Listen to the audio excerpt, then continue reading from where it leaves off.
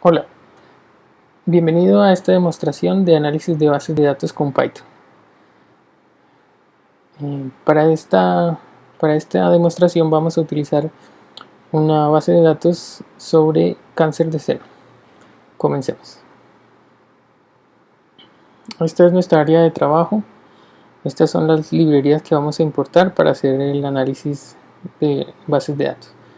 Utilizamos esta línea de código para utilizar máximo 2 decimales y hacer más fácil la visualización de los datos. Vamos a cargar nuestra base de datos, que la tenemos por acá. Listo. Aceptamos y vamos a decirle que ejecute todo.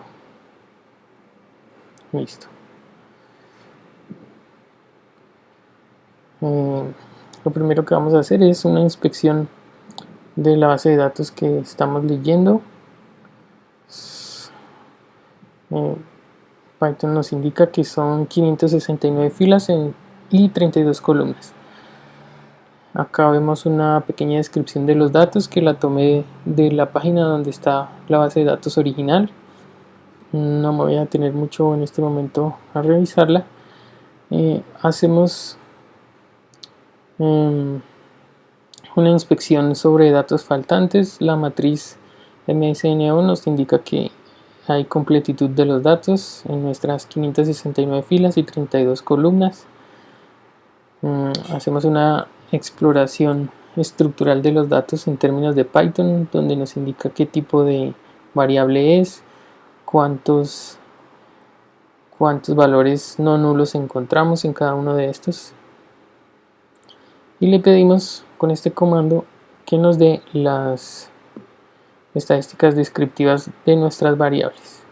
Acá encontramos el conteo, la media, desviación estándar, los cuartiles que corresponden al mínimo, el 25%, la mediana, el 75% y el máximo de cada una de nuestras variables. Normalmente una exploración superficial apenas nos deja ver los histogramas. Este es un ejemplo de los histogramas. Más importante que lo que podemos ver de los histogramas es lo que nos están ocultando, y ya vamos para allá. Este es una función más estilizada del histograma, es la función de densidad de probabilidad, que se construye a partir de las frecuencias observadas.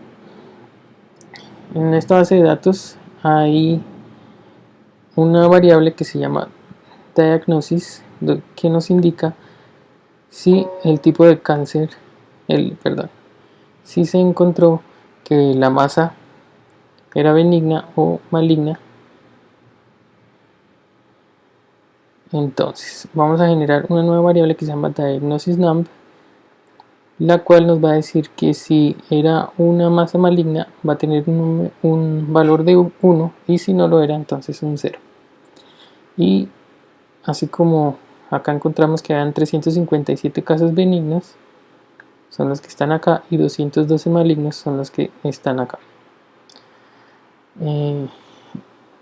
He visto que normalmente se hace un conteo de los casos, utilizan unas gráficas de barras o una gráfica de pie, y en el mejor de los casos le ponen alguna información adicional que en todo caso no dice mayor cosa. Entonces vamos a hacer acá un pequeño ejercicio en el que definimos una lista donde están los nombres de las columnas que vamos a graficar utilizando diferentes gráficas. La primera de ellas es un histograma. Este código nos permite realizar un histograma por cada una de las variables que definimos en nuestra lista. Aquí las estamos viendo. Hasta ahora no hay nada particular sobre esas. Lo interesante, como les digo, es lo que nos ocultan cuando no hacemos una revisión completa y más profunda. Entonces acá, a diferencia del anterior, no voy a utilizar histogramas, sino que voy a utilizar las gráficas de densidad de probabilidad. Y que además, se me fue muy lejos. Y que además voy a mostrar dos por cada variable. En la primera se muestra la densidad normal y la segunda me va a diferenciar según nuestra variable diagnosis. El resultado es el siguiente. Esta era una gráfica que ya habíamos visto, la aproximación con el histograma. Sin embargo, al desagregar los datos entre tumores malignos y benignos, encontramos esta significativa diferencia entre las densidades de distribución. En los que resultaron benignos, encontramos que hay una media del radio por debajo de lo que puede ser la media del radio de los malignos. Además de eso, encontramos que visualmente hay una varianza menor en el caso de los benignos y una varianza mayor en el caso de los malignos. Esto ya empieza a ser interesante. Y este tipo de diferenciación la empezamos a ver en otras variables que están en nuestra base de datos, en el perímetro, por ejemplo, en el área, en la compactación, en la concavidad. En diferentes variables empezamos a ver que según si era maligno o benigno había un comportamiento diferente de las variables. Esto es muy difícil de notarlo cuando vemos la base de datos o incluso cuando vemos los histogramas sin diferenciar. De forma similar podemos hacer unas gráficas de violines donde vamos a ver en la columna izquierda la función de distribución de los malignos y en la derecha de los benignos, y aquí vamos a tener cuál es la variable que estamos analizando. Esta es una gráfica parecida a la que con la información que vimos anteriormente, pero dispuesta de una forma diferente para un análisis exploratorio donde estamos notando las diferencias a partir de esa desagregación entre benignos y malignos. Perfecto. A continuación realizamos mostramos una tabla que contiene las correlaciones de las variables.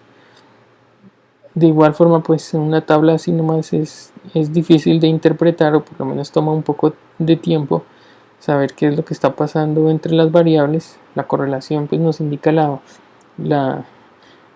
dirección y la fuerza de la relación entre las dos variables, pero pues visto en una tabla es más difícil de interpretar que de esta forma, que es un mapa de calor al que le incluimos los números donde nos muestra los coeficientes de la correlación que se estimaron.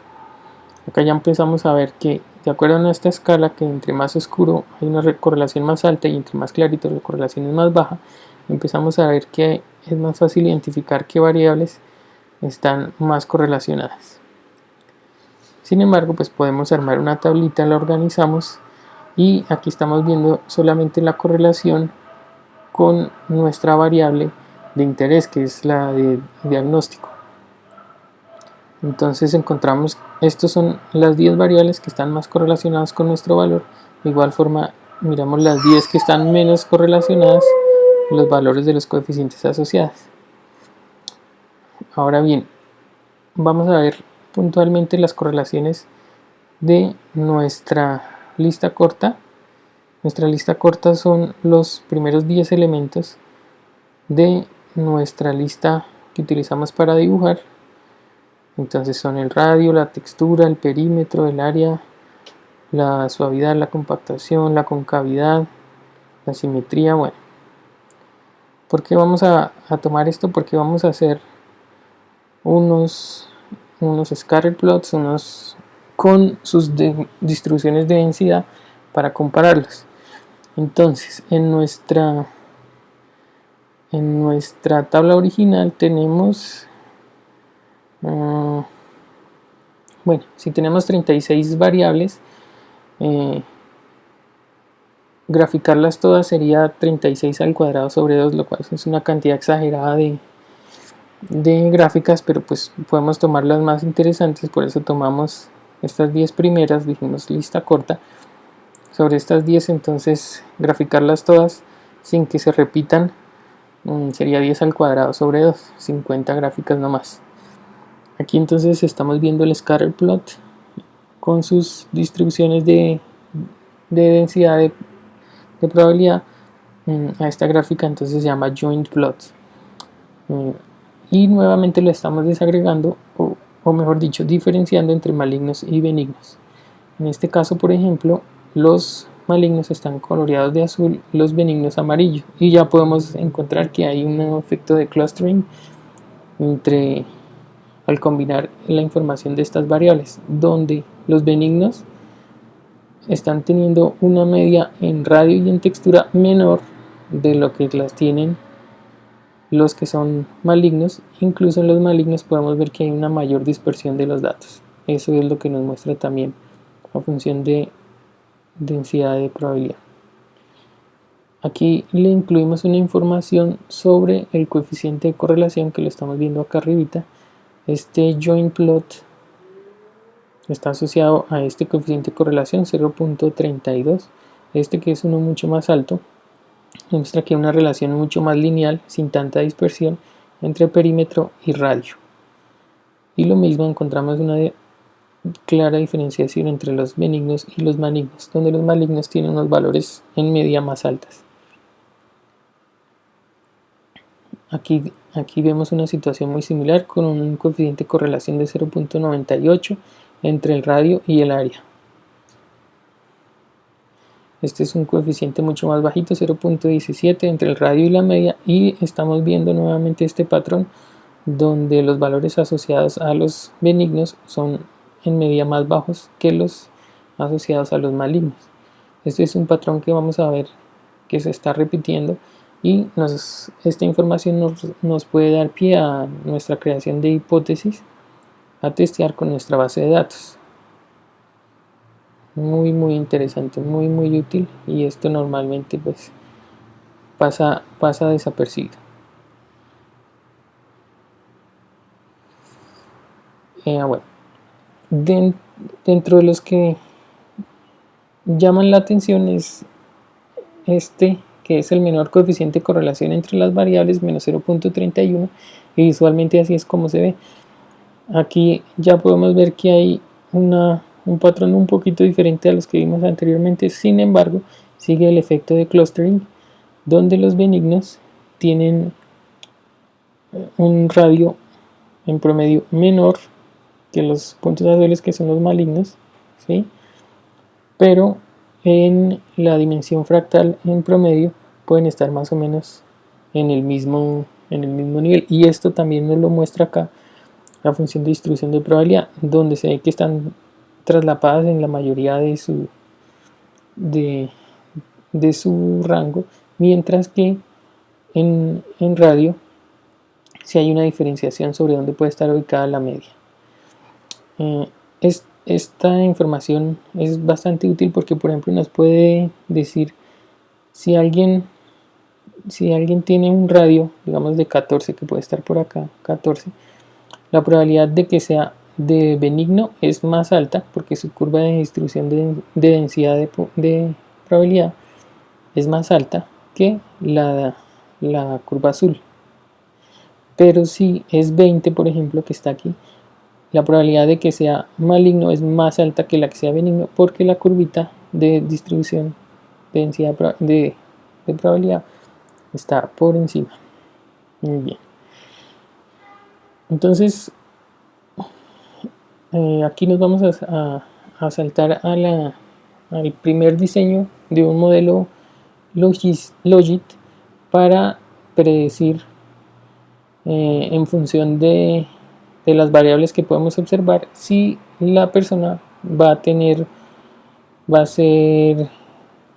quedar con clasificación maligna o benigna. Entonces, en este caso, la variable que queremos predecir es esta, diagnosis num, y la información que vamos a traer son estas variables. Corremos el modelo y encontramos la siguiente información. Tenemos un coeficiente pseudo R cuadrado 0.8, que es bastante alto. Estos son los coeficientes de las variables que incluimos en el modelo. Estos son los p-valores. Interpretar el p-valor es sencillo. Está ligado al nivel de confianza que le queremos dar al modelo, y el intervalo de confianza que está acá también les puede ayudar a interpretar el p-valor. Por ejemplo, este p-valor 0.38 es un p-valor muy alto. Normalmente uno quisiera que fueran más bien bajitos, como 0.000 algo, o en general por debajo de 0.05, lo que significa un nivel de confianza del 95%. En todo caso, al ver este valor que es significativo, que es alto, y eso coincide con que nuestro intervalo de confianza, este es el límite inferior y este es el límite superior, el 0 esté incluido dentro de ese intervalo de confianza. Cuando el 0 está incluido en el intervalo de confianza, el p-valor nos va a dar superior al 0.05, y por lo tanto en nuestro 95% de confianza esa variable no es significativa para explicar las variaciones en el modelo. Aquí tenemos otro p-valor alto, uno bajo. Este bajo es significativo, el 0 no está dentro del intervalo de confianza. Acá en cambio en esta variable sí está el 0 incluido en la variable de confianza. El p-valor es muy alto, entonces este coeficiente no es estadísticamente diferente de 0. Estimamos un nuevo modelo en el que vamos a traer en este caso unas más poquitas variables. Vemos, bueno, lo que hicimos fue retirar las variables que no eran significativas. Nos bajó un poquito el pseudo R cuadrado. Ahora vamos a recordar cuáles son las 10 variables con coeficientes de correlación más altos con respecto a nuestra variable que queremos predecir, y esas son las que vamos a incluir en este nuevo modelo. En nuestro nuevo modelo de Logit, aquí vemos una mejora significativa en el pseudo R cuadrado, incluso mejor que este primer intento, que este lo armamos con todas las variables en promedio. ¿Sí? Acá estamos.